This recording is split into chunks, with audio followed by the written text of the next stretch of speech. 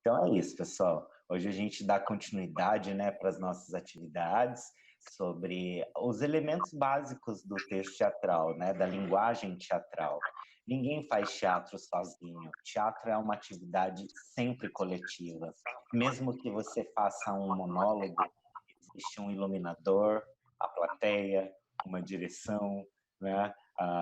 Quem elaborou sua cenografia, o figurino, enfim, mesmo que seja um monólogo, ele nunca é feito só, não é um exercício individual. Diferente da literatura, diferente das artes plásticas, né? Que você pode criar sozinho, completamente sozinho, solitário, tá? E também depende do ator, não depende do artista a recepção desse trabalho artístico, né? Então, o escritor escreveu, né? O livro está publicado, os artistas, então, fizeram seu trabalho, né? No teatro só existe esse momento que a gente chama de fenômeno, né? Quando existe essa interação, né? Só existe o fenômeno teatral quando existe a interação com a plateia, né? Com o público. E acontece esse fenômeno durante aquele período de tempo, geralmente 1 hora, 2 horas de espetáculo, né? Durante aquele período, o fenômeno artístico aconteceu e depois isso se desvanece no tempo. É uma obra imaterial, né? Fica no registro da memória. Então, depende totalmente da interação. E é uma linguagem que reúne vários elementos e tem uma história, tá? O teatro possui uma historicidade, um longo histórico de homens, né? Ele acompanha a história da humanidade. Desde que o homem se conhece por ser humano, né? O teatro faz parte da sua história, né? Faz parte da história da humanidade. E ele foi se desenvolvendo ao longo do tempo, né? Desde o teatro clássico, né, ou teatro no Oriente, o teatro egípcio, ele já contava com recursos de várias linguagens.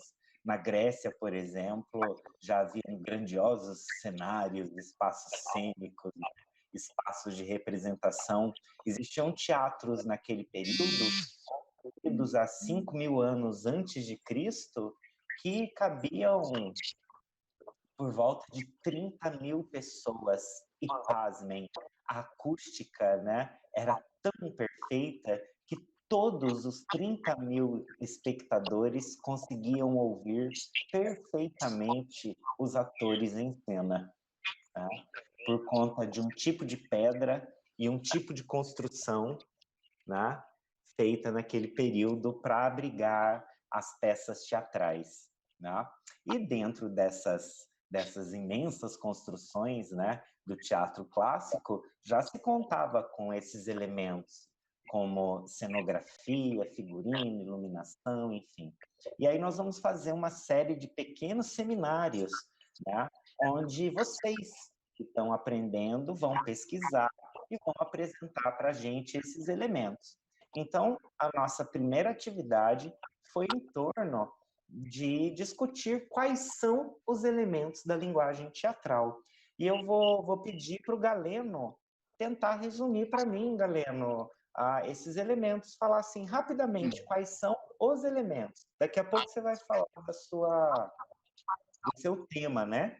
Mas os elementos, assim, em geral, quais são? Você lembra?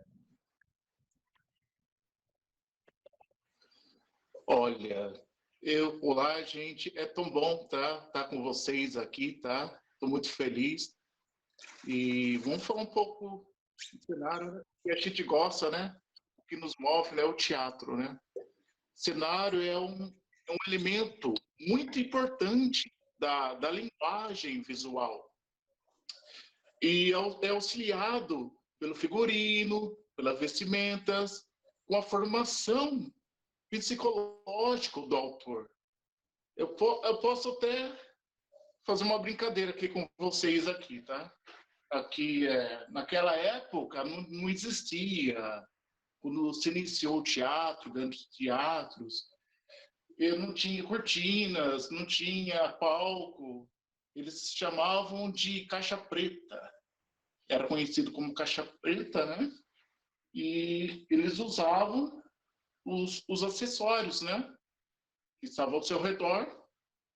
E vou citar uma situação aqui. Aqui, ó. Olha que eu tenho aqui um capacete, tá? E eu posso... Isso aqui é um signo, né? Eu posso criar um personagem com esse capacete, tá? Ser ou não ser, eis a questão. Acho que só para estar resumindo só, gente. E eu vou passar para os meus colegas, né, falar um pouco mais de cenário. Até mais. Muito bom, galera. Então, olha só, a gente vai começando a atividade de hoje, um pequeno seminário em torno da linguagem teatral, iluminação, sonoplastia, a interpretação, o ator em si, tá? Maquiagem, enfim, que compõem a linguagem teatral. E hoje, então, nossos amigos vieram preparados para falar de cenário, cenografia, espaço cênico, certo? Então, sejam todos muito bem-vindos. Saibam que daqui a pouco, ou de vocês vão fazer um seminário também. Hoje é a vez da Ive, do Galeno, da Luísa, mas logo, logo serão vocês também, pesquisadores, atores, criadores. Então, sejam bem-vindos. Começou a aula, ó, já esperamos aí, né? Então, bora lá, tá com você, Ive. Eu começo isso? Isso. Tá bem ruim o seu som hoje, Eva. Tá? Tá. Tá bem picado, tem hora que tá baixo. Eita. É porque tem 3 pessoas com o microfone ligado.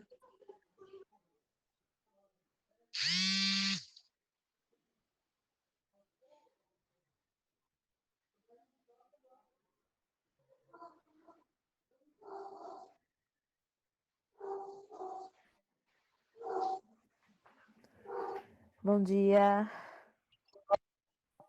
Bom dia. A Luísa... Agora, é só daí desligar. Você me ouve melhor agora, Ive? Agora sim, agora eu tô te ouvindo bem. Ah, então. Mas esse primeiro momento, assim, que a gente está chegando é sempre meio conturbado. Todo mundo com os microfones. Mas é isso. Então, a Ive começa o seminário hoje sobre Aí eu vou passar a bola para a Luísa depois. Então vai. Tudo o que se quer apresentar bem exige uma cenografia. Um espetáculo cultural depende de muitos detalhes além da apresentação em si. É fundamental, por exemplo, estar atento à qualidade do que se está exibindo, também a estrutura do projeto, na alocação dos equipamentos, do mobiliário e da cenografia. É importante saber que a cenografia não existe só no teatro. O cinema e a televisão também têm cenografia. Os programas de TV, que não são de ficção, como um noticiário, um programa jornalístico e também as páginas virtuais, dispõem de cenografia. Assim como em palestras, apresentações musicais, gravações em vídeo e até mesmo em estandes de vendas. A adequação da estrutura ao que se pretende apresentar pode influenciar e muito na experiência do público. É sempre muito importante a cenografia para qualquer espetáculo. Além disso, a cenografia também tem sido adotada em festas e eventos, a fim de que o convidado sinta-se confortável ou mesmo para transmitir uma sensação específica com essa decoração, como a ambientação de festas, por exemplo. Uma festa que transmite uma sensação de calmaria e conforto conta com um cenógrafo e outros profissionais para conceber a decoração, de modo que ofereça isso. Cadeiras, mesas, poltronas, vestimentas dos garçons, iluminação do local, objetos decorativos. Até mesmo o som ambiente escolhido pode potencializar essa sensação. É assim com festas infantis temáticas também. Aí eu faço um adendo, e a Luísa e a Manuela, que devem estar por aí, sabem bem disso. Normalmente o carnaval, o ano novo, que a gente passa juntas, né, junto com a família, normalmente tem... Eu e a minha irmã, a gente monta a decoração dessas festas. E com a decoração, é engraçado porque a hora que a gente chega, às vezes já tem gente na festa. E tem uma amiga que sempre chega mais cedo. E ela fala, ai, tava faltando a decoração de vocês. E é muito diferente a hora que a gente monta a decoração, a inspiração das pessoas na festa. Né? Porque aí eu chego com a música e chego com a decoração. Eu e a minha irmã. E a festa já muda de clima até. É muito bacana. E no teatro, os cenários têm importância muito significativa, não só para construir uma atmosfera, mas também para dar suporte aos atores que têm a missão de contar uma história. O cenário também conta uma história. A palavra cenografia tem a sua origem no grego, secnografia, que é o composto de skene, que é cena, e grafia. Escrever, desenhar, pintar, colorir. É o desenho da cena. É a arte de realizar decorações cênicas, ou seja, o conjunto das decorações que se utiliza na representação cênica. Você pode dizer, por exemplo, o melhor desta obra é a sua cenografia. Você consegue criar um clima sombrio e aterrorizante. Portanto, o cenário define o ambiente que se quer criar para a apresentação da obra. Luísa, você está aí? Tô sim. É você. A cenografia é composta pelos elementos visuais que fazem parte da encenação, como as decorações, os acessórios, os adereços e a iluminação. Ou seja, não é só um cenário, algo assim, tudo pode incluir na cenografia. As origens da cenografia remontam ao teatro da Grécia Antiga, e durante anos o método mais habitual para alterar ou ocultar cenografias foi o desenvolvimento de uma tela como pano de fundo, como, por exemplo, pintar uma tela, sabe? Colocar no fundo assim. E atualmente são bastante usados os painéis e as paredes. Assim, a cenografia envolve o estudo e a aplicação para a concepção de cenários. E nos dias atuais, esse termo é usado para definir um amplo campo, uma vez que inclui vários elementos que compõem uma cena, a fim de trazer uma atmosfera, de idealizar um ambiente onde temos a iluminação, os objetos, o figurino, entre outros. Ou seja, apesar da cenografia ser considerada uma parte separada, ela pode ser uma junção de tudo que está na cena. Pode ser considerada cenografia. Além disso, ela tem o poder de reconstruir espaços, imprimindo percepções diferentes onde quer que seja e não abrange apenas uma estrutura física, mas sim todo o período do espetáculo, podendo inclusive ser modificada ao longo da apresentação, o que ocorre muito. O cenário pode ser feito apenas com iluminação, focando apenas no ator, como em um monólogo, por exemplo. Como o Everton falou, sobre o monólogo, que não é só o ator que faz, isso também pode ser considerado uma cenografia. A iluminação mantém um foco, dirigindo a atenção da audiência para um ponto determinado, quase escondendo o restante do palco, realçando ou ocultando elementos. O cenógrafo é o profissional responsável em conceber, criar e utilizar os elementos da cenografia de acordo com o roteiro e a ideia do espetáculo. Ele coordena a montagem da estrutura, o processo de criação e a construção do espaço utilizando luz, itens de decoração e todas as possibilidades técnicas que tem em mãos. Ou seja, tudo que você puder usar para fazer a cenografia é bom para você usar. Ele será responsável pela utilização dos elementos seguindo a proposta do cliente ou do diretor artístico, de acordo com o orçamento disponível. Mas ele não trabalha sozinho. Outros profissionais também estão envolvidos com a cenografia, como o contra-regra, o iluminador, o aderecista, arquiteto, design de interiores, jardineiros, construtores, carpinteiros, entre outros. Ou seja, a cenografia é uma coisa muito ampla e muito complexa. Investindo em uma boa cenografia, a sua peça teatral, o seu produto ou o seu serviço será apresentado acima das expectativas esperadas. Afinal de contas, detalhes como esse influenciam na forma como as pessoas enxergam tudo aquilo que você oferece. Se a cenografia era usada em tempos antigos como decoração, hoje é conceito. Serve à dramaturgia, aponta climas e define espaços.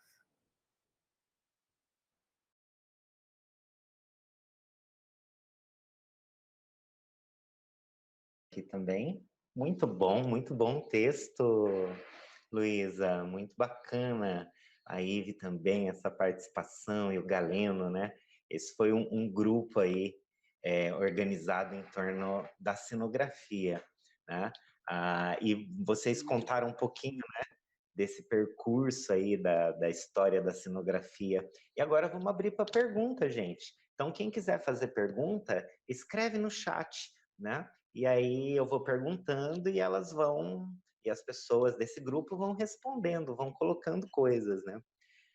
Então escreve as perguntas ou abre seu microfone, pede para falar, pede a voz, tá bom? É o momento da gente perguntar um pouco agora sobre cenografia. Vocês têm mais alguma coisa, Ive, para apresentar? Algum texto, alguma ideia?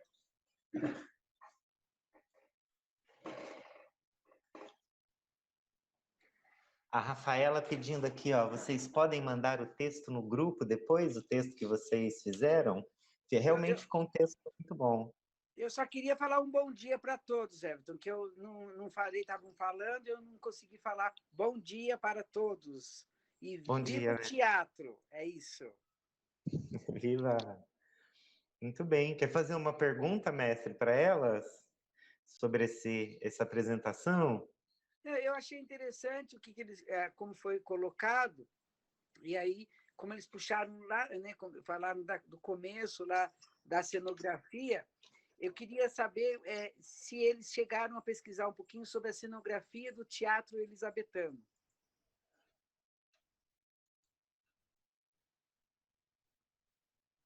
Não.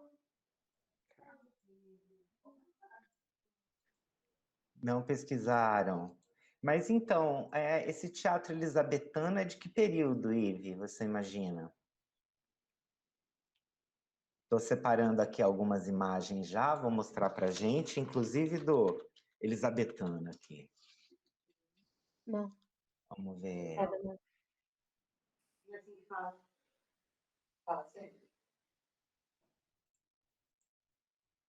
Alô? Oi, desculpa, Everton. Oi, Ive. Então, alguma colocação? O teatro elisabetano são palcos do século XVII, XVI, né? 1500, 1600. É um momento em que talvez a cenografia seja sendo utilizada como pano de fundo, né? Quando é que a cenografia é incorporada no teatro contemporâneo, assim, como parte do espetáculo? Ela deixa de ser decoração, uma obra decorativa? Everton, licença um pouquinho, é Ariadne. É que faltou eu falar do grupo, só que estava caindo aqui a minha internet. Agora voltei. Verdade, Ari. Vamos lá, tá com você.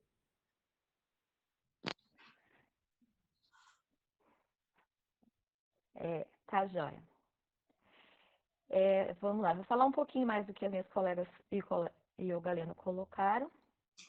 Assim, o espaço cênico é definido em função da encenação e também um espaço de criação e investigação.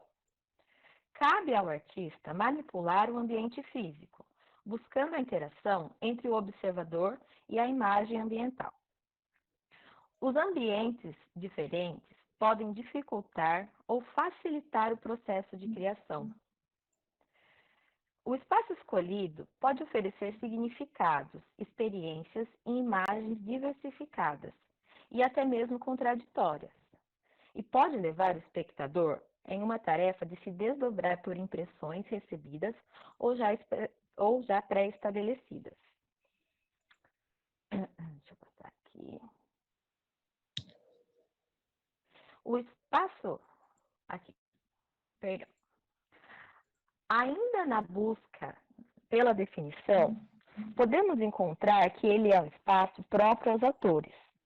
Ao ser definido, o espaço cênico deve conter todos os itens necessários para o desenvolvimento do espetáculo. Ao longo da história, é possível notar a evolução desses espaços.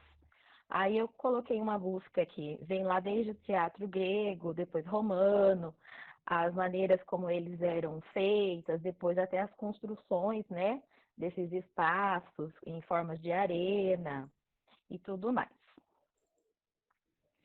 Vamos lá um pouquinho mais adiante. Dentre essas evoluções, nessa constante houveram mudanças, e podemos observar algumas. A cenografia, por muito tempo, foi organizada por um decorador, que era responsável por colocar em cena os elementos necessários para o desenvolvimento da ação do drama. Ou seja, muito antigamente, a cenografia era entendida como uma decoração do espetáculo, até meados do século XIX, por exemplo. Então, antigamente, a cenografia ela era remetida só a isso, né? Só como um objeto de decoração, na maioria das vezes. E, aos poucos, essa foi ganhando um caráter mais objetivo, e ela passa a delimitar exatamente o ambiente onde ocorre a ação, e não mais o lugar, como era pensado anteriormente. No naturalismo, a tentativa de representar com exatidão o ambiente sugerido pela peça, cena, levava a cena detalhes minuciosos do lugar retratado, gerando muitas vezes um exagero de objetos em cena. Então, aqui eu estou falando, né, nessa pesquisa que eu fiz, que antes utilizavam de muitos adereços, objetos, na busca de somente aquilo retratar, né? A peça ou a dramaturgia, né? Com a cenografia dessa maneira. Aí, tem mais uma partinha que eu coloquei aqui, já vou encerrar rapidinho, tá? Com o surgimento do movimento simbolista, ao espaço é atribuído o caráter de linguagem, pois através dele pode-se falar algo sobre o texto, os personagens e as relações espaciais. Aí cai um pouquinho aqui no encenador, eu não sei se é assim se pronuncia exatamente, Miot, o nome dele, né? Sobrenome como ele é mais conhecido, e fala que ele buscou e realizou pesquisas que caminharam no sentido da busca por uma totalização do teatro, né? Onde não há divisão de classe, onde o ator se configura no agente da cena, juntamente com o espectador. Esse teatro busca a quebra com a divisão de classes e ganha caráter político. O ator é colocado em cena de maneira a compor o cenário. Os figurinos são pensados como quadros que têm como objetivo compor uma pintura maior, que nesse caso é a cena. Certo? Então, aqui, nessa colocação que eu fiz e eu pesquisei, ele aborda o cenário como não só sendo, né, e não dando só importância aos objetos imóveis, mas também no ator, né, na sua linguagem, expressão corporal e interação com o público, né? De modo que não haja aquela separação, mas que sim a interação e a participação de ambos. É isso. Muito bem. Moraes aqui pergunta o que é o sistema simbolista. Muito interessante. E aí, vocês querem falar sobre isso, Ive? Eu não me aprofundei muito disso, mas entendi que é os símbolos, né? Também poderíamos colocar signos, né? Que remetiriam, estariam presentes nesse cenário, justamente para que não houvesse, assim, como que eu posso dizer? Não é sujar a cena, mas uma grande quantidade de itens que talvez não sejam necessários, né? Para estar se compondo aquele cenário e levando a mensagem que o ator deseja passar ao público. Tá, legal. O simbolismo, Moraes, é que eu não lembro seu primeiro nome, Moraes, mas sei que é uma garota muito sorridente. Ela escreveu aqui, Carol, agora eu não esqueço mais. Então, Carol, o simbolismo é uma linguagem artística do final do século XIX, início do século XX, muito influenciada pela psicanálise, né? E ela vai adotar tem algumas peculiaridades, como, por exemplo, a ligação com o onírico, com o sonho. A Ariadne coloca muito bem, né? A criação de símbolos, de ícones, mas a maior, né, a maior questão aí é a questão sobre os sonhos, né? Então, o simbolismo ele atua diretamente nesse mundo do surreal, do onírico, né? E tem aí a questão dos símbolos, dos ícones, né? Um grande artista que representa bem essa ideia simbolista assim no nosso país é o Augusto dos Anjos na literatura, por exemplo, né? E muito do simbolismo vai cair lá no surrealismo depois, do Salvador Dalí, né? Que pinta quadros fantásticos que são verdadeiras obras de arte cenográficas, né? A Gabila diz que sabe falar um tanto aqui sobre o teatro elisabetano. E, claro, né, responde aí a pergunta, é justamente uma mesa redonda que nós estamos fazendo. Bora lá. Bom dia, gente, tudo bem? Então, eu sei algumas coisas, eu vou ler aqui por causa que estava no meu caderno do Senac, enfim. A cenografia do teatro elisabetano. Ele surgiu na metade do século XVI e foi até o início do século XVII. Ele tem esse nome porque ele foi do reinado da Rainha Elizabeth I, que foi de 1533 a 1603. Um grande dramaturgo que foi, como eu posso dizer, destacado naquela época foi William Shakespeare. A cenografia do teatro elisabetano ela é reduzida, ela é quase inexistente. Alguns momentos também entram placas sobre o palco, onde é escrito o nome do lugar que eles estão. E não haviam interrupções entre os atos da peça, porque a cenografia era mais escassa, mas era bem visível que havia separação de atos, mas não havia uma certa interrupção. E uma coisa muito curiosa sobre o teatro elisabetano é que os homens faziam papel de mulher nas peças. Então, eles utilizavam máscaras e roupas femininas. É isso. Muito bem. A gente vê muito isso, Everton, no filme Shakespeare Apaixonado, né? Isso. Na época do Shakespeare, as mulheres não atuavam, né? A Gwyneth Paltrow, ela se veste de homem, né? Ela põe uma peruca do cabelo curtinho, ela amassa bem os seios na faixa para poder se passar por homem, para poder subir no palco sem que ninguém saiba que ela é uma mulher, né? Tá, eu queria fazer uma pergunta, porque vocês estão indo agora para o lado de personagem, nós estamos falando sobre cenografia, né? Estão me ouvindo? Estamos. Sim. Tá. Eu queria saber como que nós devemos pronunciar cenografia ou cenário, e se existe diferença entre cenografia e cenário. Tem diferença. E aí, turma? Tem diferença, sim.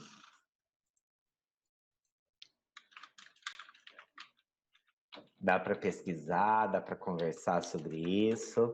Olha só, um desses que eu citei, por exemplo, o Hélio Eichenbauer, né? Ele foi um cenógrafo que fez assim uma das primeiras adaptações, né?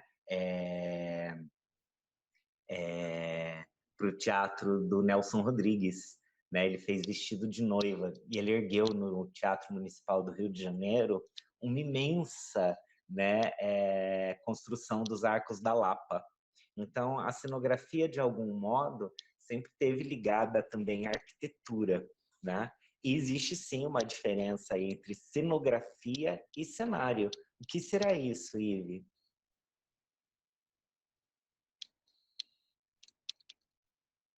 Ariadne, alguém quer falar? Cenografia... Oi, é que eu estava aqui. Achei uma coisa aqui, posso ler? É curtinha. Claro. A cenografia é considerada a arte da organização do espaço cênico, ali no palco, né? Isso. E o cenário é a composição final do cenógrafo. Isso. Aqui a Cat também trouxe essa ideia, né? Eu entendo cenografia como... O cenógrafo é todo um trabalho de criação, né? Isso. Todo o trabalho da cenografia é todo o processo criativo. E o cenário... O cenário é a conclusão dessa cenografia.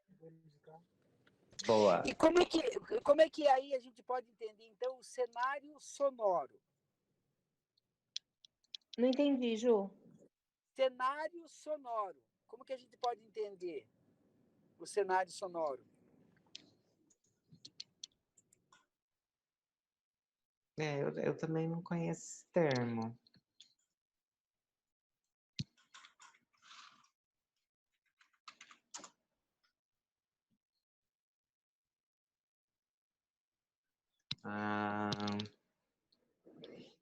Eu conheço esse termo, Júnior, mais como paisagem sonora, que não é exatamente no âmbito da cenografia, mas da sonorização, da sonoplastia, né?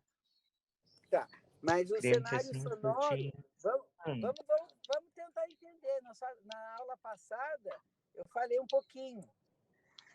O cenário sonoro seria feito pelos objetos de cena, Júnior?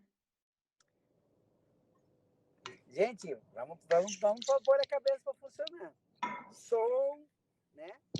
Então, vejam bem, será que não é através dos sons, né?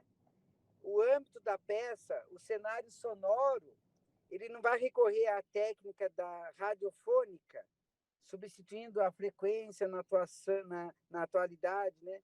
Como cenário radialista e figurativo? Será que não seria isso? Hã? Júnior, Oi. eu posso falar uma coisa que eu acho que deu para entender, que eu acho que é a minha perspectiva sobre esse. Assim, eu acho que é quando, por exemplo, uma pessoa está numa floresta, vamos dizer assim. Aí colocam barulhos de animais, de folhas, de passarinhos, é tipo isso? Para saber onde está a pessoa pelo som? Vejam bem, cenário sonoro, né? Forma de sugerir através de sons.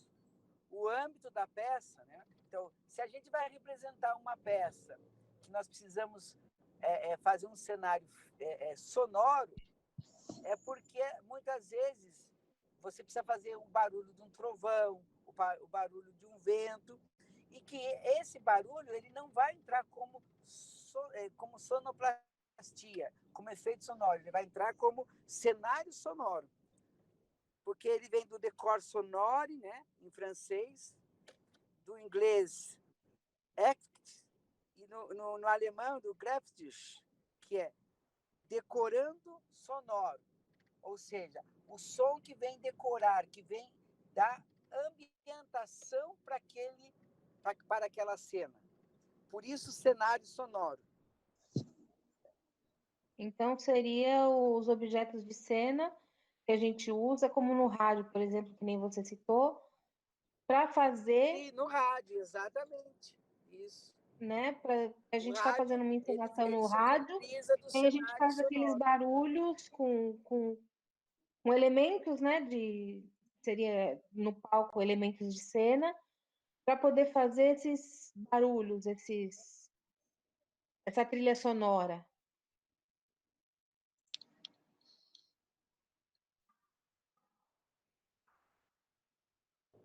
Sim, por isso que existe a diferença do cenário construído, cenário sonoro, cenário verbal, cenários simultâneos, e daí nós partimos para a cenografia. Por isso que eu coloquei a questão do cenário e da cenografia, para a gente começar a entender um pouco das diferenças que existem e quantas formas de cenografia e de cenário são possíveis de se fazer.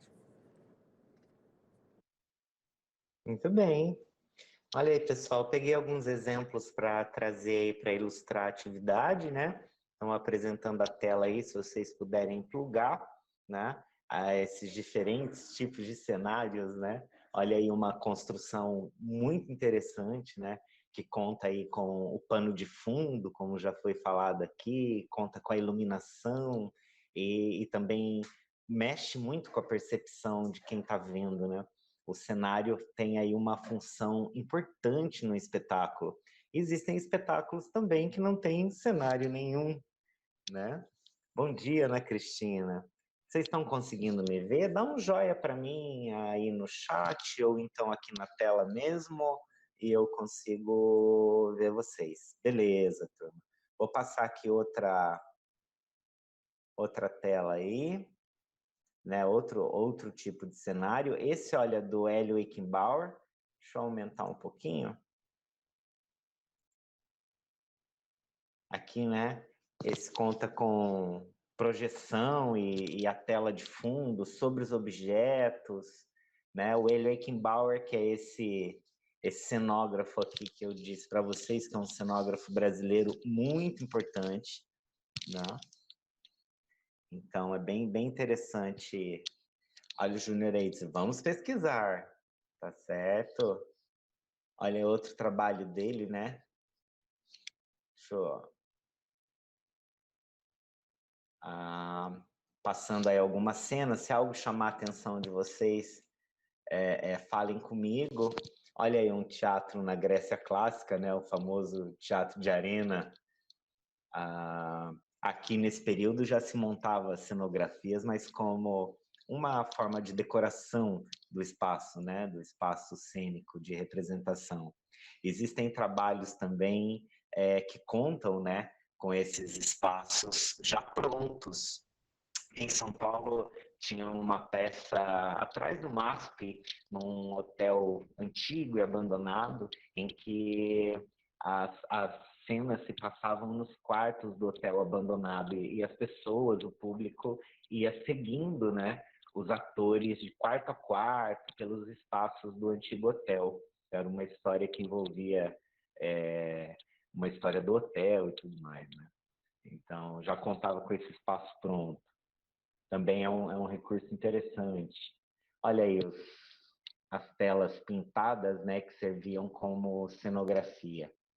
Vou tentar aumentar um pouquinho aqui para vocês verem melhor. Aí, né? Então, ó, pano de boca de cena, né? Esse já é de 1908, ó. Então a cena acontece sobre, né, o pano de fundo aí que está aí colocado. Outro exemplo, né, clássico aí dessa relação, tá aí mais um exemplo desse tecido que é colocado ao fundo. Nesse caso, ele cria até uma projeção, né, uma ideia de profundidade, assim, de que o espaço é muito maior do que ele realmente é. Então, esse era muito comum, né, até o início do século agora, o teatro realista, no balé, né, se usou muito esse tipo de pintura como pano de fundo, como boca de fundo, né? Então, muito interessante aí a parte dessa história. Olha um cenário completamente diferente, né? Esse muito futurista. Olha que interessante também. Aí já aproveita e dá uma olhadinha aí também nos figurinos, já que são bem interessantes também dessa produção, né? Então, vemos um cenário grandioso, né? De pequenos objetos cenográficos a cenários grandiosos, assim. Nós temos uma história vasta, né? Com grandes criadores. Dentre eles, o Hélio Eichenbauer e outros cenógrafos aí que são importantes pelo mundo, né? Já que hoje, sobretudo, é um elemento que compõe a linguagem teatral e faz parte desse universo, interfere na percepção do espectador. Seja ele sonoro, visual. Olha outro aí exemplo interessante de cenografia. E aí, se vocês quiserem comentar as imagens, pessoal, e ir conversando comigo também, pode abrir o microfone, falar, perguntar aqui, né? Para a gente interagir. A ideia é essa. Nossa, quanta divisão, estou chocada, disse a Rafaela. Olha aqui um outro exemplo de cenografia que não é exatamente para o teatro, né? Mas que compõe um trabalho cenográfico aí, por exemplo, em grandes festas e eventos. A cenografia ela não está somente no teatro, né? A cenografia faz parte da televisão, faz parte do cinema. Rock in Rio? Oi? Não sei se é o Rock in Rio, mas é uma festa na praia, né? Então, lembra, né? Oi? Um grande show de rock. Olha aí, o Júnior que está aí, ó, o Júnior tem experiência com cinema, né? Você podia falar um pouquinho para a gente, Júnior, como que é essa coisa da cenografia no cinema, né? Que é bem diferente do teatro, né? E aí você... Sim, veja bem, é um conceito totalmente diferente, né? Nós vamos a cenografia no cinema, ela difere do teatro porque você no teatro existe uma cenografia que ela tem que ser não vamos dizer didática, não seria essa palavra, mas ela tem que contar rapidamente por que ela veio. Quando eu digo rapidamente, não é que tem que entregar mastigado para o público, porque não pode ter objetos que sobrem, né, na cena. E no cinema, a câmera vai buscar. Então, no teatro, é o olho do espectador. No cinema, é o olho da câmera. Então, ela leva para o ator, para o espectador. Então, é uma cenografia detalhista, que no teatro, pequenos detalhes sutis não vão aparecer como aparecem no cinema. E o cinema, ele como ele é tido como a terceira arte, como ele... enfim, é coisa que eu até me enrolei para falar terceira arte, porque são coisas assim que eu não acho que não é, entendeu? Mas vem lá de trás, que na graduação eu já contestava isso, mas é uma arte muito, muito séria.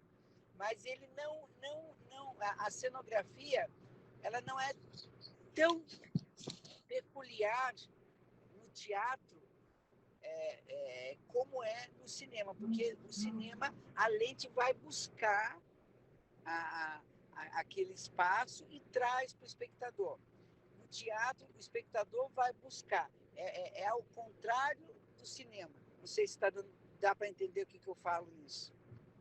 Muito bem, acho que as funções, né, da cenografia, como elas são diferentes, né? No teatro, o detalhe não é tão importante porque ele vai desaparecer na imensidão do tamanho do teatro, né? E no cinema, então, essas peculiaridades, né? Os detalhes, eles são mais importantes, então, e são guiados pela câmera, né? Olha que interessante. E aí tem aqui um outro exemplo, né? Que eu coloquei para vocês aí, ó, a cenografia na televisão. A gente também está acostumado com essa ambientação, né? Que a cenografia tem aí. E o Max, ele trabalha na televisão, né? Ô Max, você poderia comentar alguma coisa sobre esses elementos cenográficos aí na TV também? Que também é a área do Júnior, eu sei que você trabalha aí também. Primeiramente, bom dia, que eu não falei bom dia para todo mundo. Então, quando a gente vai fazer uma gravação, tanto para televisão ou para uma websérie, também para o cinema, eu observo assim que é importante você gravar o ambiente antes de apresentar a ação que irá acontecer, entendeu? Cada detalhe é importante, desde você aproximar bem o ângulo da determinada cena que irá acontecer, quanto você expandir e mostrar ela como um todo. Não sei se deu para entender mais ou menos. Eu posso completar o que o Max está falando? Claro. O que o Max está querendo dizer, e é normal isso, essa questão, ele não jogou para a cenografia da televisão, ele jogou para a cenologia. Entendeu? Para vocês verem como o negócio é complicado. Que a cenologia, né, é a ciência da cena que vai estudar a dramaturgia. Então, quando ele fala que vê antes, é para fazer a cenologia da cena. Já foge um pouco da cenografia. Entendeu? E aí é uma das questões que é muito usada também como recurso no cinema, é a cenologia, que é todo um estudo que se faz antes, junto com a câmera, para poder ver antes da gravação, o que não ocorre na cenografia do teatro. Ô, Júnior, e tem um profissional que é cenólogo ou é a pessoa da cenografia que faz esse trabalho também de estudo da cena? Pois é, Everton. Antigamente existia, né, o diretor, existia o encenador, existia o cenólogo, e aí vai mudando conforme vai mudando o mercado mesmo, como que vai, na questão financeira. Sim. Entendeu?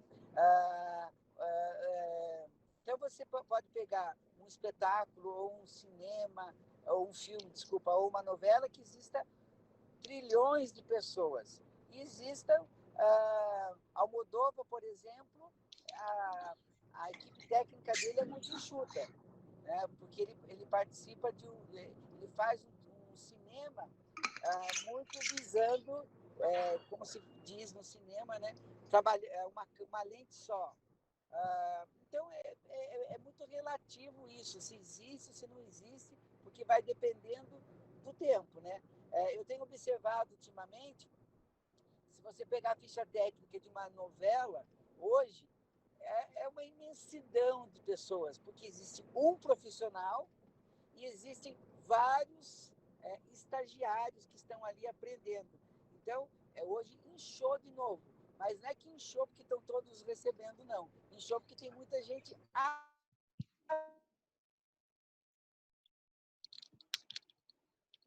aprendendo. Então, é uma nova era na televisão. Olha, muito interessante, pessoal. Vocês viram aí que estão se abrindo inúmeras portas, né? E eu espero que vocês estejam em punho com o seu bloquinho de anotações. Olha, eu tô com o meu aqui, tô aprendendo também. Com seu bloco de anotações, caneta na mão. Olha, palavras novas que o Júnior trouxe para a gente. Cenologia, que interessante, né? O estudo da cena. Olha, essa palavra eu não conhecia. Muito legal, né? Como são as diferenças também do cenário, né? No cinema, no teatro e na televisão, né? Olha, outra questão importante, a relação do cenário com a economia, com o mercado. Então, depende do orçamento, né? Para criar essa cenografia. Acho que aí pode ser no cinema, no teatro, na TV, tem uma questão orçamentária também importante, né? Era decorativo, passou a ser complementar, importante, indissolúvel da linguagem teatral. Né? Olha quantas portas vão se abrir aí em torno da palavra cenário, né? A própria diferença entre cenário e cenografia, que abre para a gente a ideia de que existem inúmeros profissionais que vivem em torno da cenografia. Né? Isso também é muito interessante. E aqui no teatro é lógico que a gente vai precisar de um cenógrafo, né? Que esteja inteirado entre a peça trabalhada, o texto, o roteiro e o trabalho feito, né? Integrar essa cenografia. A Manuela também quer participar, diz que fez um resumo, né? E quer falar um pouco sobre isso. Vamos lá, Manuela. Alô, Manuela Zanardo, bom dia. Bom dia. Bom dia. Eu fiz bem resumido mesmo, porque eu não participei da última aula. Mas eu vou ler. Tá Cenografia relaciona o estudo e a prática na concepção de cenários. Atualmente, o termo cenografia, fruto da evolução do conceito, é um vasto campo de trabalho que caracteriza o design de cena. Muito bem. Olha aí a contribuição da Manuela, né? A Manuela vai lembrar para a gente aí, né? Que não é só no teatro que está o cenário também está no balé e está na música, né? Botei um exemplo aí para vocês, ó, um grupo se apresentando, né? Que acabou de sair, inclusive. Espero que vocês estejam vendo aí. Olha, outro exemplo de cenário. Opa, gente, o que está acontecendo aqui hoje? Opa, agora foi. Olha aí, outro exemplo de cenografia, né? Com elementos... Esse eu diria que é um cenário desses simbolistas que a Ariadne trouxe para a gente, né? que elas não remetem exatamente, né, aos objetos de cena. Olha, aqui é uma floresta, aqui é uma delegacia, ou então uma sala de aula, né? Esse é um tipo de cenografia, por exemplo, bastante simbolista, olha, para quem perguntou aí, né? Que vai para o campo do símbolo, vai para o campo do onírico, né? Do ícone. No caso aí são bexiguinhas, ó. Vocês podem ver. Para mim parece um jardim. E a Karen também quer contribuir. É claro que pode falar, Karen. É só abrir o microfone e pedir a voz. Bom dia aí para todo mundo, ainda não tinha falado com vocês. É só uma observação mesmo, Everton, em tudo que a gente está falando, que atualmente, nesse período aí da pandemia, muito está se trabalhando em home office, né? Empresa, televisão, profissionais, né? Autônomos estão usando do home office e as lives ou as reuniões em videoconferência, né? E Sim. o cenário nunca foi tão importante, porque já está tendo essa fala, esse pedido ou orientação, né? Tem um quadrinho de fundo, coloque uma estante, um porta-retrato, um quadro, um vaso, ambientar a cena onde você vai fazer ali o seu trabalho nesse tempo de pandemia, né? É cada um fazendo a sua cenografia? Entendi, que interessante essa colocação que você traz aí, Karen. Muito contemporâneo a sua questão cenográfica, né? No momento da pandemia aí, e como você ambienta o seu, Karen? Como é que você pensou nisso? Que você apresenta a TV, não é isso? E aí, como que você pensou? O que você fez, assim? No começo, inclusive, eu acredito que os 2 primeiros programas que eu fiz, eu ficava dessa maneira aqui que eu tô, limpa, né? Mas observando, fui aprendendo, pesquisando, a TV ou a própria internet, se não passasse, por exemplo, na televisão, fosse só o virtual, quando a gente está liso atrás, o foco fica, por exemplo, somente em nós, né? Então, qualquer errinho, qualquer coisa ali, você está exposto. Quando você tem um cenário, né, vamos dizer assim, mesmo que caseiro, o ambiente da sua casa, uma estante de fundo, uma biblioteca com livros, você não fica o foco totalmente em você, assim como na cena, no teatro, no cinema, na televisão. E no caso do home office, eu percebo isso. Quando você assiste algo, seja na televisão ou videoconferência, uma própria reunião de trabalho, se está a pessoa só ali, é algo que fica muito frio, eu acho.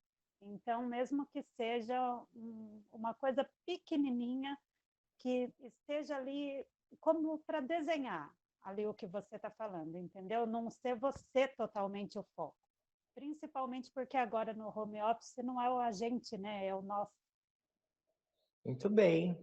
Eu uso essa estratégia também. Eu sempre me posiciono num canto e deixo lá alguns objetos, tem instrumento musical, humaniza a cena, né? Verdade.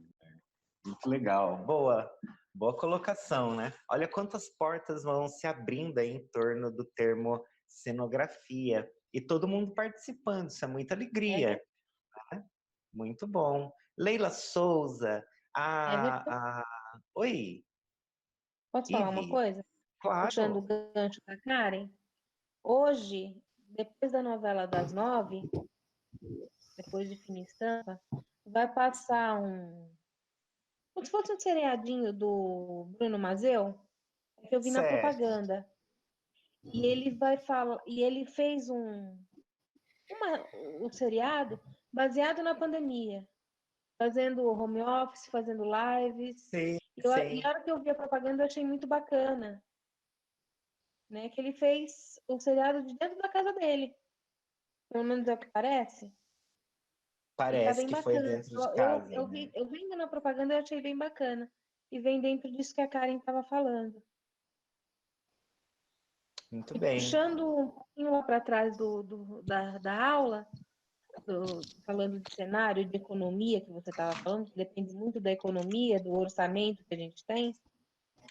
Tem muita gente que faz espetáculos apenas com uma cadeira com foco de luz. Também tem isso, né, Everton? Muito bem. Existem aí, né, diferentes diretores, e com certeza vocês já viram, e eu também, diferentes espetáculos, né? Já vi espetáculos, assim, de ópera com cenários grandiosos, né, com cenários gigantes. Os musicais hoje trazem muito isso, né? Esses musicais americanos, musicais que acontecem em São Paulo, eu vi alguns com cenários, assim, gigantes, né, com grande investimento em cenografia.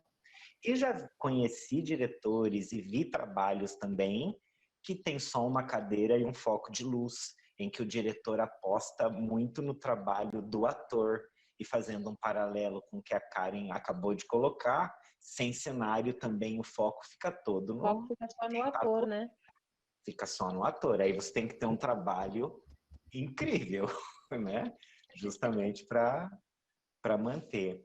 A Garbila colocou aqui, né? Grotowski usava muito de extrema economia de recursos cênicos. Sim, Garbila, eu gosto muito de Grotowski.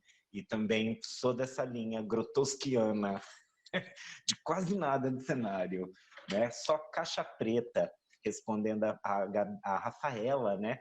Que a Rafaela me coloca, e a caixa preta? A caixa preta é aquele espaço cenográfico, né?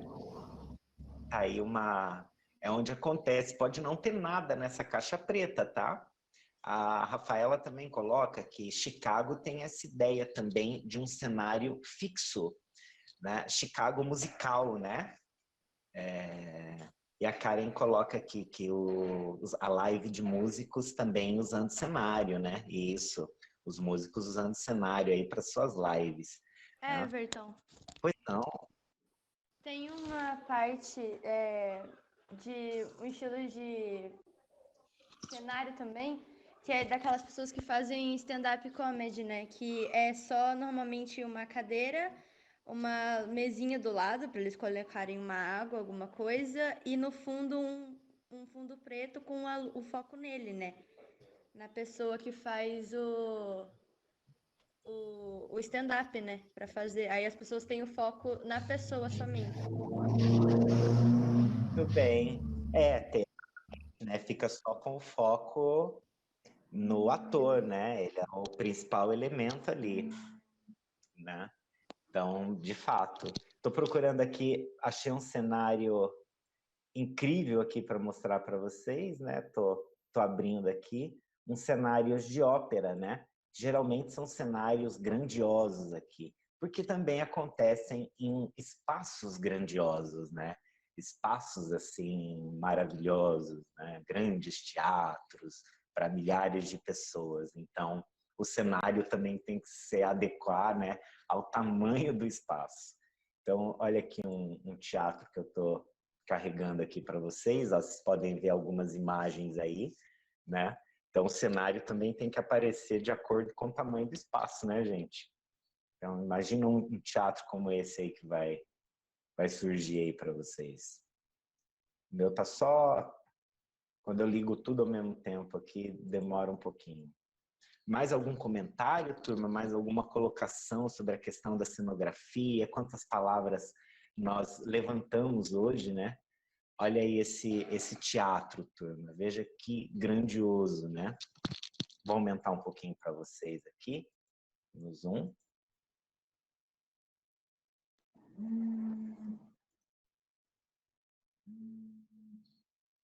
Olha aí, né? Um teatro bem grande, né? Então, imagina uma cenografia para um espaço como esse, né? Grotowski também se apresentava em espaços pequenos, né, Garbila? Então, também tem essa questão, né? Ele é de um teatro marginal, né? Que está ali colocado na marginalidade. Então, isso. Então, isso tem a ver também, né? Esse teatro oficial, né, das grandes óperas, das grandes produções, contam também com grandes cenários, justamente por questão econômica, né, e de autorização social. E o Grotowski era um sujeito à parte, né? Vou pegar outro cenário aqui que é bem interessante, que é... Oi, pois não. Cenário, nós Olha fizemos um espetáculo, A Demência, com o cenário de luz, onde a cadeia era feita com um foco, todo quadriculado. E o isso. cenário sonoro que o Júnior estava comentando, nós também fizemos na Demência. Você lembra que cena que era? Pra gente poder comentar? Ai, não lembro. Será que era do eletrochoque? Não, o eletrochoque tinha umas luzes, né? E a minha gargalhada, mas tinha a hora do tiro. Tinha Era tiro, feita verdade. com um cabo de vassoura na coxia. Esse era o nosso cenário sonoro. O tiro a hora que o pai se matava. Sim, é verdade. Era no escuro, né? Mas tinha o som. Era no escuro. Mas tinha o som. Verdade. Olha aí esse cenário que grandioso que tá na tela aí também, né? Olha como os atores são pequenininhos diante deles, né? Então, você vê, e tem inclusive é feito na água, né? Cenografia.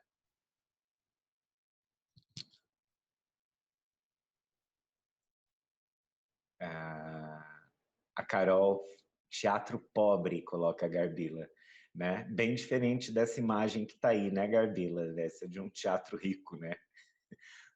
E respondendo a Carol, Carol, parnasianismo também é uma palavra da literatura, é um período literário, né? Então, uma escola literária surgida na França, depois vem para o Brasil e vai se remeter aos artistas clássicos. E vocês vão perceber ao longo do tempo que pesquisando teatro, você vai acabar caindo muito na literatura, né? Então, é um dos gêneros literários, né?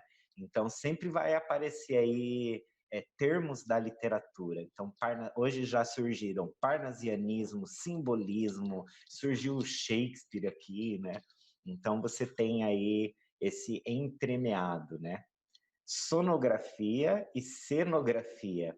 Eu acho que ela deve ter escrito, deve ter corrigido aí sozinho, né? Vamos pôr aqui um outro cenário para a gente comentar, turma, e vamos encerrando o dia de hoje, né? Vou pegar aqui para vocês uma outra peça, e gostaria que somos 16 pessoas aqui, ó, que vocês comentassem antes da gente terminar alguma cenografia que vocês fizeram, que marcou, que chamou a atenção, de algo que vocês produziram ou que participaram, né, ou que assistiram, uma contribuição, assim, contasse uma história sobre isso, né? De alguma cenografia, de algum trabalho, de algum cenário que te marcou, que ficou em você.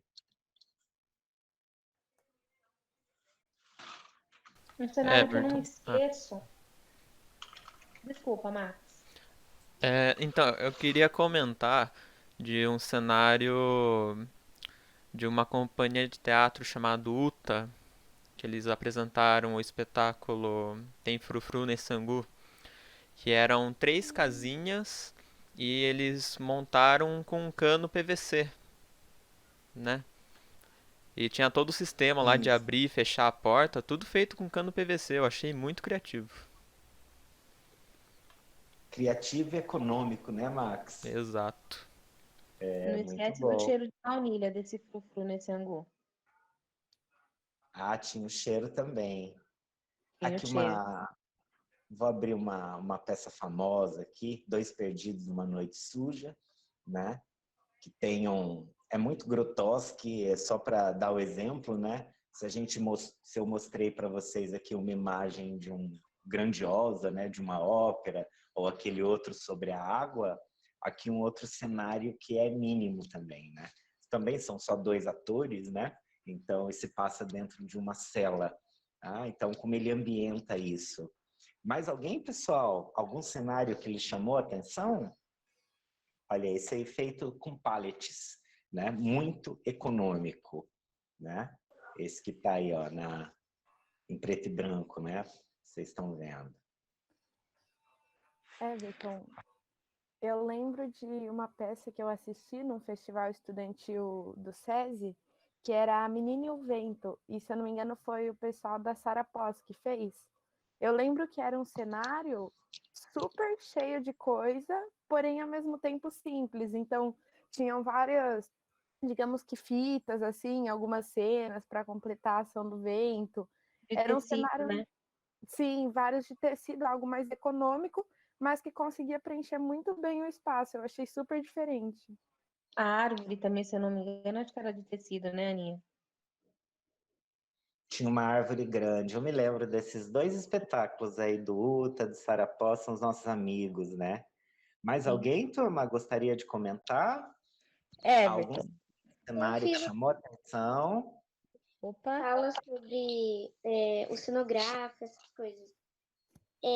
No teatro, um cenógrafo qualifica um palco com a disposição de objetos de maneira adequada para se relacionar com a peça a ser apresentada.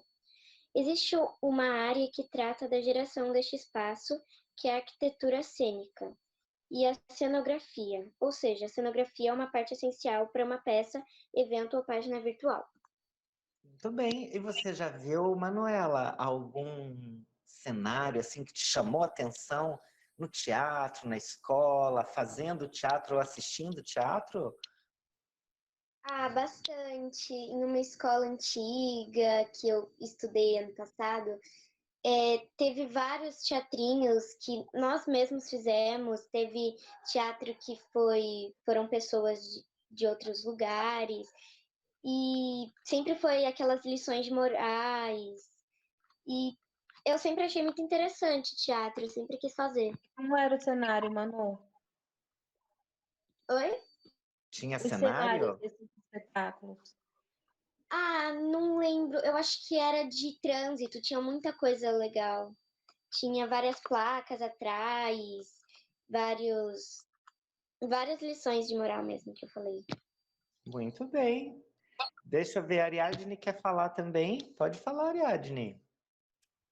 Eu ia falar um pouquinho, falando de cenografia, sobre o Exílio, a peça, né? Sim, legal. Que marcou bastante. E eu lembro que o quanto eu, assim, nós ficamos nervosos de início, né? Pensando muito, né, na questão de cenário, os atores. E o Júnior sempre falando que primeiro tinha que vir a construção e o trabalho do ator, né? Para que a gente fosse construindo. E a gente estava muito apegado de início a procurar algo assim. E no fim, a peça acabou se dando naquele corredor, né? Do SESI, foi feito por estações. E o que teve bastante presente foi a iluminação, né? A luz que ia marcando conforme iam acontecendo. Muito bem, era a iluminação, né? A iluminação. Contava a história, né? Contribuía nessa contação de histórias, né?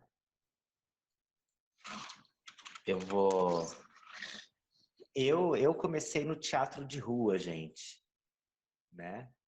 Tela de um PC, não vejo vocês. Você clica daí na sua tela. Eu comecei no teatro de rua e eu estava procurando aqui uma cena, eu vou achar depois, né? Então, começa no teatro de rua e nesse espetáculo que a gente fazia, tinha um caminhão de cenário, turma, que viajava com a gente pelo Brasil inteiro. Era uma coisa, assim, vultuosa, né? Tinha um custo muito alto, porque eram andaimes que eram construídos de madeira no lugar que a gente se apresentava, né? Então, além de um caminhão de areia que precisava nesse cenário. Então era, né, uma estrutura grande assim para fazer um espetáculo e isso viajava com a gente. Era muito, muito custoso, porque eram os atores que montavam e depois desmontavam esses andaimes. Então era, né, depois que todo mundo ia embora, a gente ia despregar os andaimes inteiros e eram construções enormes assim, certo? Mais algum comentário, turma? Vamos lá. Não. Eu.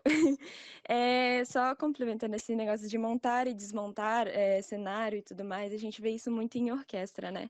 Eu toco em orquestra e tal, e nas apresentações e nos ensaios a gente tem que estar montando e desmontando sempre o nosso espaço de estudo, né? E outra coisa sobre o cenário que você pediu para comentar sobre uma peça, eu tenho uma peça que eu fiz no ano passado, que era no Shopping Pátio Ciané. E a gente fez em comemoração ao aniversário de Sorocaba. E o cenário começava bem na frente, onde tem aquele pino de boliche, e a gente dava uma volta pelo lado de fora do shopping, pela parte de estacionamento e tudo mais, e acabava só lá em cima. E foi um cenário muito marcante, porque a gente utilizava de placas para falar os anos que a gente estava contando a história, então cada parte do cenário, assim, era uma data, e aí a gente ia andando durante o shopping, apresentando a peça e tudo mais, e o público ia atrás. E o cenário também a gente marcava pelo nosso corpo. Olha que interessante, né? Foi muito marcante para mim essa peça, para falar de cenário. Por falar Muito em shopping, em 2017 foi feito um espetáculo também com o Júnior, o Gigante, onde o cenário eram só caixas de papelão, que era um castelo. Eu lembro que eu consegui essas caixas com meu irmão, ele na época ele trabalhava no Macro. E eu falei pro meu irmão, eu falei, Má, eu preciso de caixas de papelão, mas eu preciso de muita caixa de papelão. Eu lembro que eu dei uma para cada aluno, fiz eles levarem para casa, depois trazer de volta essa caixa personalizada. Então, cada um pintou a caixa de um jeito, desenhou, forrou, cada um fez de um jeito essa caixa. E na hora da apresentação, eles rodavam com as caixas no teatro, enquanto eles cantavam, eles dançavam com as caixas nas mãos, e depois eles iam subindo no palco e colocando essas caixas em ordem para formar o castelo desse gigante. Então, não tinha outro cenário, eram só essas caixas de papelão. O Marcos e a Aninha sabem bem disso, que eles estavam no espetáculo. Everton. Oi, Júnior. Tá me ouvindo? Tô sim. Eu perdi muita coisa porque cortou. Entendi, mestre. Alô? Pode falar, Júnior, a gente tá te ouvindo. Eles caiu de novo, né, turma? Caiu de novo? Não, tá aqui, tá aqui. Eu tô aí? Tá. Então, tá tendo, olha, veja bem, uma questão, vocês misturaram cenografia, aí vocês foram para a live, o mercado, ele dita regras, mas nós temos que entender o que é arte, certo? E o que é egocentrismo. Nas lives, o que a gente vê é muito egocentrismo.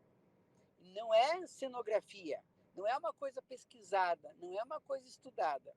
Está tendo, nesse momento, um fenômeno muito grande que está se misturando com a arte, que não é arte. Eu considero o momento egocentrista.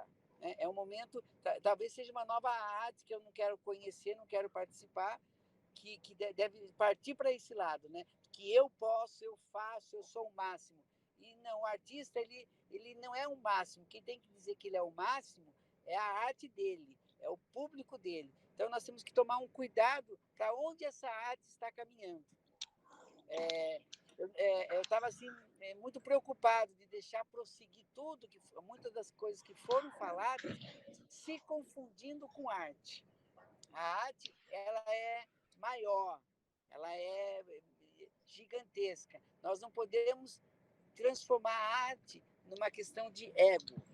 Não sei se eu acho que nós vamos ter que retomar numa próxima aula para mim me aprofundar um pouquinho nisso, porque me preocupa muito quando eu vejo atores, pessoas que estão pesquisando teatro, levando para esse lado de uma arte que não existe, encontrando arte onde não é arte. Sim. Nós temos que... Oi, pode falar. Não, Júnior, eu acho que a turma tentou identificar em algum momento onde, né, a cenografia aparece na nossa vida cotidiana. Mas isso é uma Sim, não. observação muito Então, importante. então mas é que me preocupa um pouco, entendeu? Porque assim, é uma mudança de panorama hoje, eu vou falar de cenário, mas é do cenário artístico mesmo, do cenário da arte, que, por exemplo, o jornalista hoje ele se transformou um ícone no nosso país, porque hoje, com tanta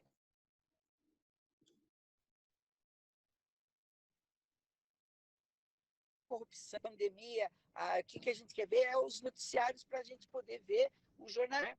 E por trás disso vem a tal das lives insensatas, com bobagens, e todo mundo que vai para as redes sociais e muitas televisões reproduzindo, principalmente de canal fechado, reproduzindo essas lives, onde as pessoas falam bobagens, mostram bobagens, e é uma desinformação em vez de formação, porque a arte ela está aí para formar e não para desinformar e não destruir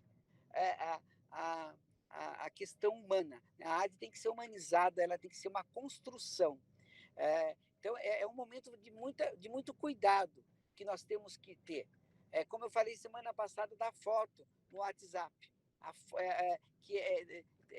já foi uma provocação para entenderem que nós não somos aquilo que a gente está querendo passar. Nós temos que ser verdadeiros na arte. A arte só é feita se ela for verdadeira. Não existe arte mentirosa. A não ser a mágica. Mesmo assim, a mágica ela é uma arte de ilusionismo, mas não mentirosa. Muito bem. Olha aí, pessoal, fica a dica, então, né, para a gente fazer bem essa separação entre um projeto artístico e a vida cotidiana, né? Então, essa é uma chamada de atenção muito importante nesse sentido, de observar onde entra a cenografia na vida cotidiana. A cenografia está na live, está no cinema, está na televisão, está no rádio, né? A cenografia está aqui agora, ó, na nossa casa, né? E também de um projeto verdadeiramente artístico, né? Feito com aquela intenção como forma de arte. Então, essas duas correlações aí que vão aparecer em todos os sentidos, né? Vão aparecer depois no figurino, na iluminação, né? Aparece na nossa vida cotidiana, são elementos da arte que estão também a serviço, né, aí de outras linguagens, como o cinema e a própria TV. E a internet, né, também. Tá Porque legal? essa modificação contemporânea, ela é importante, mas nós temos que tomar cuidado, porque a arte ela é pesquisada, ela é elaborada. O artista, ele pensa, é um ser pensante. Né? Então, nós não podemos, em momento nenhum, confundir essa questão do que está sendo feito como arte, porque não é arte, entendeu? É muito triste, porque nós vamos, se continuar por esse caminho, as salas de espetáculos vão estar cada vez mais vazias, as universidades vão estar cada vez mais vazias. Por quê? Porque para se fazer arte não precisa de estudo, não precisa de pesquisa, não precisa de universidade, não precisa de mais nada. Precisa sim. Nós, artistas, somos seres pensantes. Não podemos ser destruídos pelo fenômeno que está acontecendo, que é mundial, mas que vai, num determinado momento, ter que ter a volta da maestria da pesquisa, do fundamento, por que aquilo está sendo colocado, entendeu? Então, é muito sério. E assim, eu estou tendo essa fala porque nós que somos artistas, nós temos que valorizar a pesquisa. Então, quando a gente vê qualquer coisa sendo feita de maneira errônea, nós não podemos participar, porque senão nós estamos abonando cada vez mais que essa arte seja destruída. Ju, posso te fazer uma pergunta, Júnior? Oi, claro, pode. Dentro do que você está falando,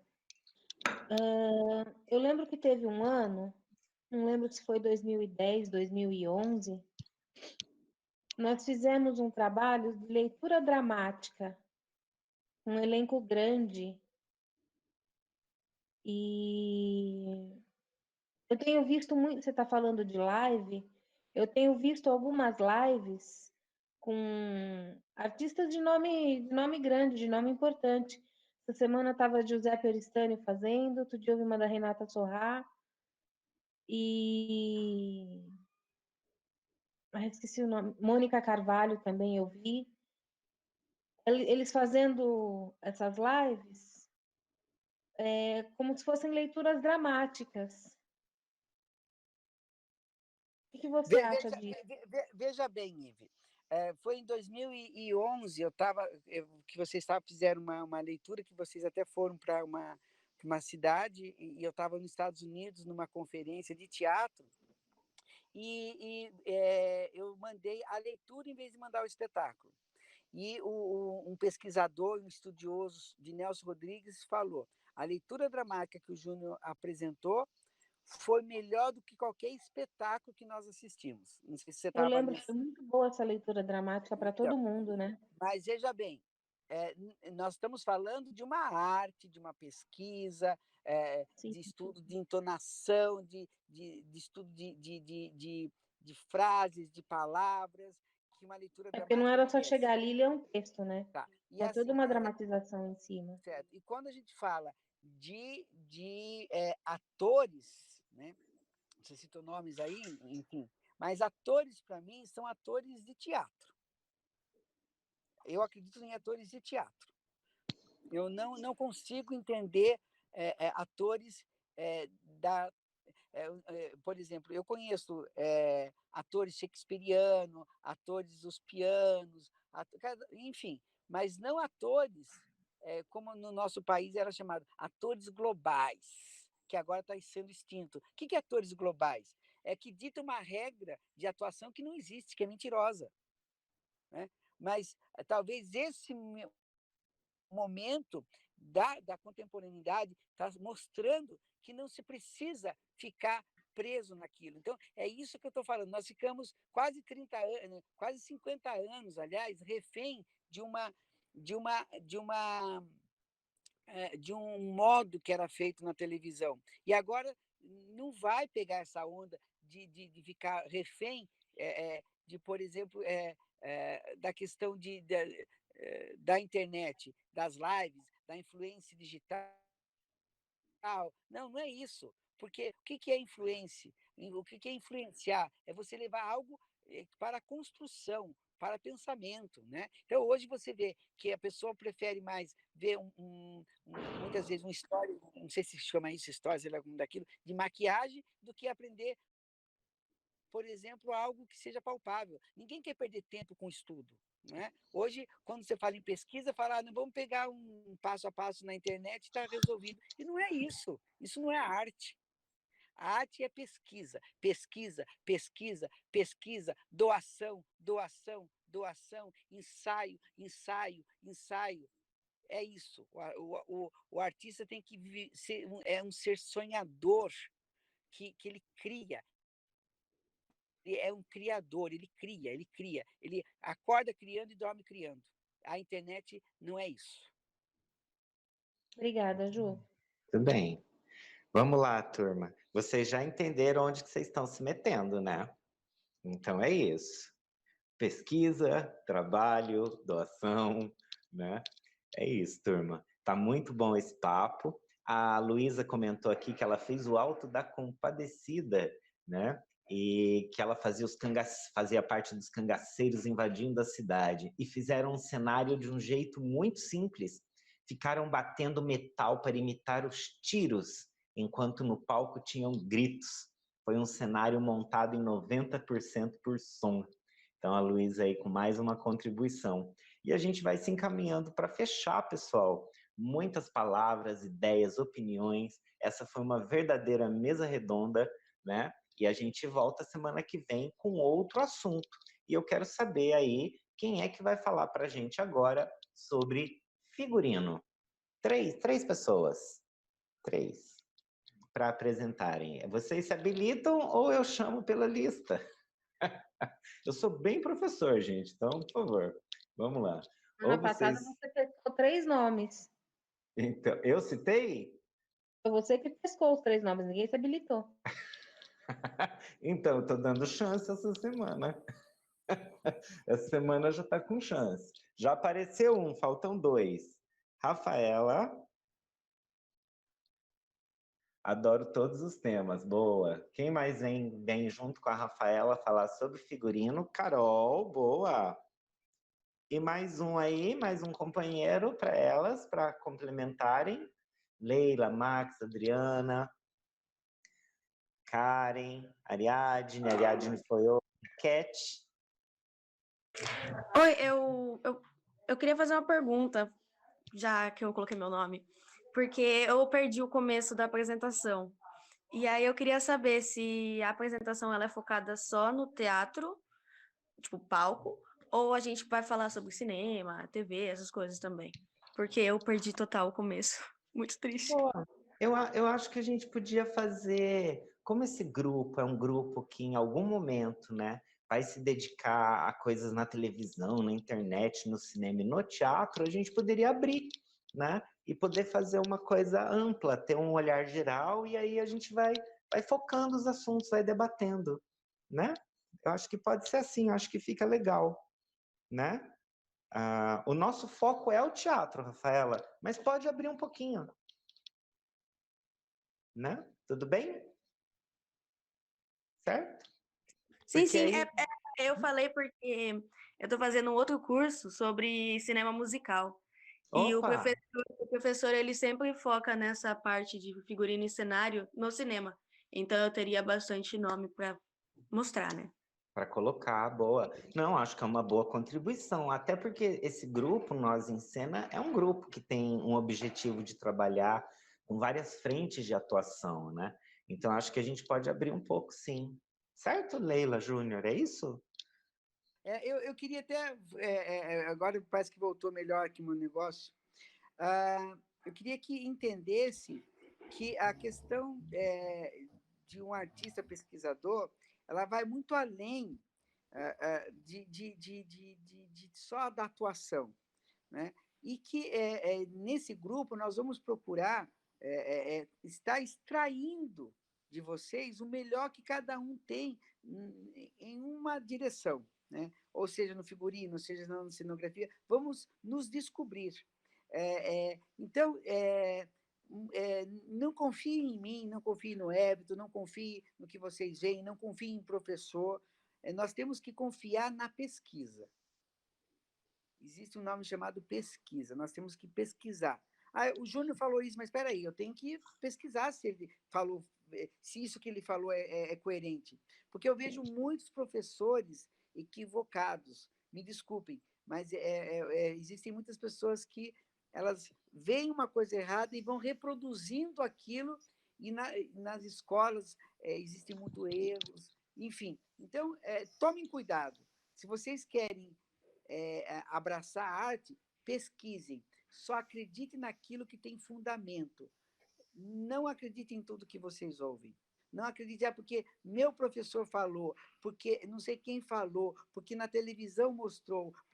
Não. Não é. Não é assim. Nós temos que pesquisar.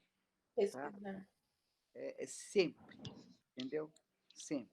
Tudo isso que foi falado hoje em termos de cenografia, tem muito mais coisas que vocês podem se aprofundar. Muito, muito, muito, muito. Tá? A gente, dentro da graduação, a gente fica 4 anos estudando cenografia. Depois a gente parte para mais pesquisa. E é infinitamente grande o que a gente pode estar pesquisando sobre cenografia. Então, nós estamos aqui fazendo apontamentos para despertar para vocês. Agora, mas é difícil, é ruim pesquisar. O bom artista, ele é um pesquisador, senão ele não consegue criar. Não consegue criar. Você vai aqui nos artesãos aqui de Minas, esqueci o nome da cidade, que faz aquelas bonecas gigantes, é maravilhoso. E aí vai passando de geração para geração, mas é uma pesquisa que eles fazem. De geração para geração, mostrando a tecnologia, passando a tecnologia de como que faz aquilo no barro, como que assa, como que faz. Então, é uma pesquisa, gente. Não é tão simples. Não é tão simples. Então, vamos pesquisar. E, às vezes, quem não tem muito contato, assim, não teve muito contato comigo presencial, pode falar, nossa, mas o Júnior é chato. Eu sou chato mesmo, porque eu gosto da pesquisa, eu gosto de fazer com que as pessoas alcancem os objetivos, não fiquem sendo iludidas por formulazinhas de teatro, enfim, é isso. Olha aí, e muito Eu bom, sou chato, Júnior. né? Eu sou muito chato. Por falar em pesquisa, a Manuela pergunta que é para pesquisar sobre figurinos para a próxima aula. Eu poderia participar? Pode, Manuela. Ótimo. Pode participar. Faça sua pesquisa. Então, ó, ficou Rafaela, Carol, Karen e Manuela. São as 4 que vão apresentar semana que vem o tema figurino. Então, ficou aí a dica já, né? Pesquisem, né? E apresenta pra gente, aí vamos abrindo. É uma pincelada. A gente precisa montar um grupo no WhatsApp para poder se comunicar assim? Aí acho que é com vocês, né? Podem se organizar aí, vocês têm o telefone um do outro ali no grupo, né? Pega ali, se conversem, isso, e vão se falando, é ótimo. Dividam, né, as partes e tal, se organizem, isso faz parte também do teatro, do trabalho em coletivo, né? Ter autonomia, pesquisar, né, se comunicar, sobretudo. Isso aí, Rafaela, a gente vai se falando. Essa palavra que o Everton falou, autonomia, é essencial. E a autonomia do nosso pensamento, a autonomia da nossa criação. Ela não pode ser imposta. Ela tem que ser galgada, pesquisada.